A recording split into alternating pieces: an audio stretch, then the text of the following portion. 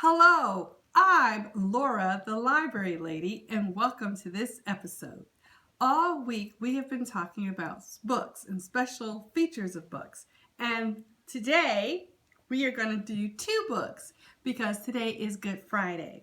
So the special book is this one is called Xylophone. And it's a board book. We've been looking at board books, and it has a xylophone with it. Do you know what a xylophone is, boys and girls? If you said an instrument, you're right. In fact, it is a percussion instrument.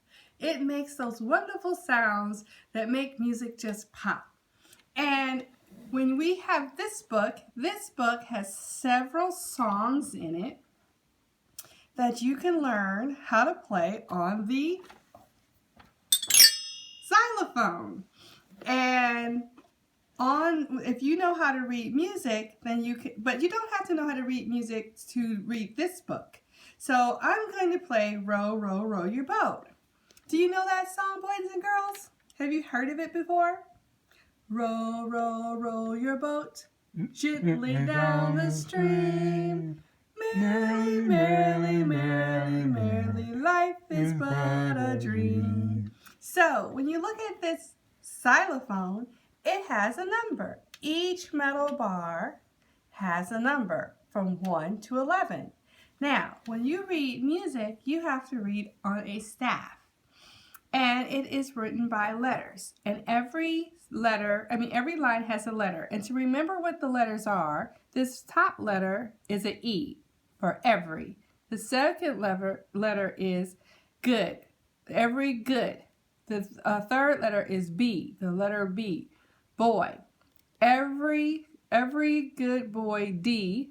Every good boy does good. So those are the lines for the staff. So every good boy does fine. So this last line here is an F. And then the spaces also have letters assigned to them. F, A, C, E. So I play the flute. So I had to learn how to read music on this staff. And I also play the ukulele. So just as the xylophone is a percussion like drums and tambourines, I play the flute, and that's called a woodwind instrument. And then there's the kind of instruments like the trumpet, that's called horns. And then there's the reed instruments like the saxophones and the clarinets. So those are all different types of instruments. And then there's harps, which is strings, and violins. But to read this book and to play these instruments, you don't have to know how to play music, but you do have to know your numbers. So when I play row, row, you row your boat, it says 4, 4. So that means I have to hit 4 twice. Oh, this is a mallet. This mallet actually goes to this instrument. See how it fits in there? And I just pull it out. Isn't that a lovely sound? This mallet is made out of some type of plastic. Sometimes they're made out of wood. And this is made out of metal. Well, this book also had a mallet, but my little nephews were here and they love this book, but we haven't found the mallet since they left. And another interesting fact, did you know the xylophone was from Asia and Africa, dating all the way back to the 500 AD. And let's see, this book was published by, Tormont Publications. That's Tormont. And the objective today is just to have fun and to review our numbers and letters and colors and getting exposed to musical way of reading things. So I'm going to open the book and I'm going to do Row, Row, Row Your Boat, and to encourage singing. Okay, here it is, and I'm going to just follow this. I'm not going to sing, I'm just going to play.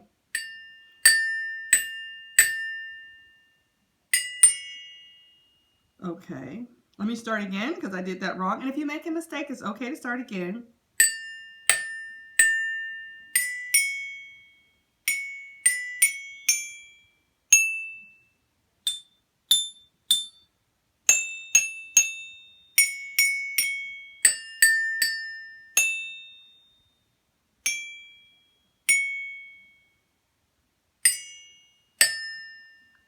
There's Row, Row, Row Your Boat. Now, next to it is one of my favorite songs called Twinkle, Twinkle, Little Star.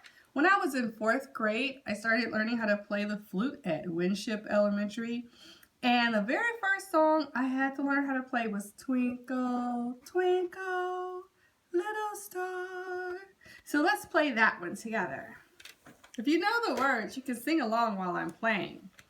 Let's see if I can do this. Let me concentrate. And boys and girls, remember, it takes practice. You don't have to be perfect.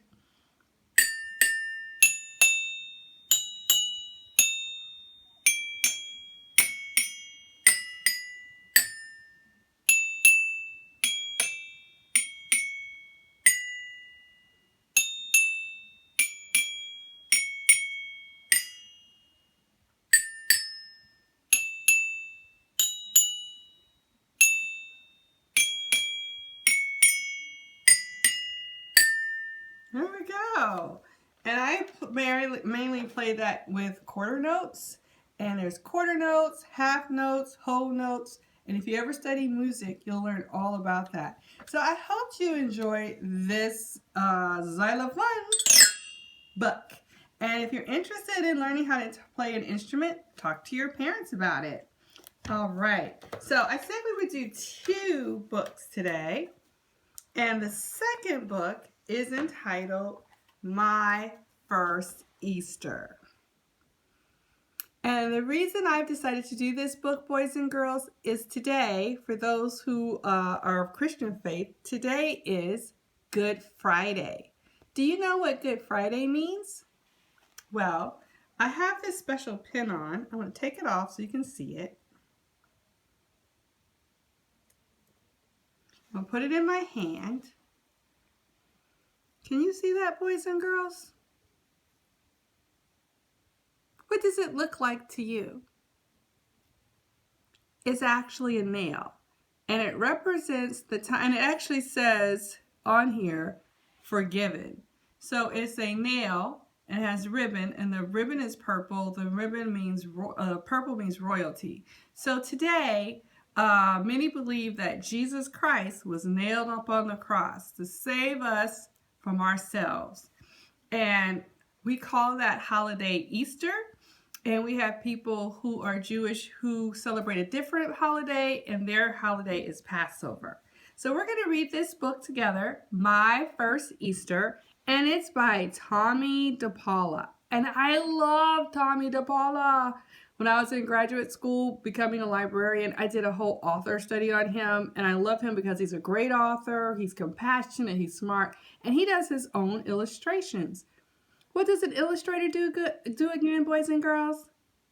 If you say draw the pictures, that's right. So an author writes the book and an illustrator does the pictures. But Tommy DePaula, like Eric Carle, does both. And this is published by the Trumpet Club. So let's dig in. This is the family coloring the eggs. That is a tradition for many people, boys and girls. Has your family done that? Colored Easter eggs? Okay. These are the flowers all around the house. And in my house, we have lots of flowers too. And we have some that are just like this. This is called an Easter lily. And I have one that's just about to bloom. These are the hats we call Easter bonnets. And boys and girls, I have lots of hats. They're not, we can call them a bonnet, but I love headgear. These are the new clothes to wear on Easter Sunday. There we go. And where do we go on Easter Sunday, boys and girls? If you said church or mass, for those of you who celebrate Easter, that is correct. Do you have to have new clothes to go to Easter Sunday service? No, it's just tradition. You can ask your parents about what traditions are, why they are important, and maybe why they aren't. This says, these are the animals born in the spring. Can you name the animals that are on this picture, boys and girls? I'll give you a few moments to look. Please name them now. All right, thank you. turn the page and see what's next. This is the Easter Bunny bringing Easter baskets. The Easter baskets are filled with good things to eat. Wow. Do you see things that you would like to eat, boys and girls? Have you received an Easter basket? I hope you have, but if you haven't, it's okay. Get a great big hug from someone you love, and even if it's a virtual hug, and that'll make up for it. Remember, we're still dealing with COVID-19, so you have to be careful. And this is the last page, and it reads, "Now it's time for the Easter egg hunt." And every year, there's usually a Easter egg hunt at the White House in Washington, D.C., but due to COVID-19, they're not having it. But there may be virtual Easter egg hunts that you and your parents and family can take part in. So that is the book, My First Easter. Okay, and I also celebrate by having a flower in my hair because it is springtime. Do you like my flower, boys and girls? It kind of matches my outfit. I'm in fatigues today because it's so cold outside and I wanted something warm to wear. I know it's April and it's really cold. Well, girls and boys, I want to wish you and your family a wonderful Easter holiday. And if you and your family don't celebrate Easter, that's fine. I wish you a wonderful weekend wherever you may be. Please be careful and take care. And I wish you the very best. And I will see you on Monday. Take care, boys and girls. Thank you. Bye-bye.